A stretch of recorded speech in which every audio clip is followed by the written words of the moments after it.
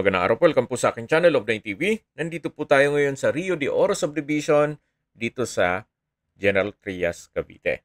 Ito po ay isang exclusive subdivision na meron pong clubhouse, function hall, basketball court, swimming pool, parks and playgrounds, at marami pong iba. Meron din pong 24 hours security. Ito pong lupang binebenta ay 4 na parsela. So baliktarin po yan. 2 parsela dito sa napwestuhan ko at doon naman sa kabilang street ay may 2 parsela. Baliktaran po. May total lot area po ito na 414 square meters with individual title. Binibenta po ito sa halagang 8,500 pesos per square meter. So nandito po tayo sa kabilang street na kung saan dito naman po yung 2 parsela. Kung may mga katanungan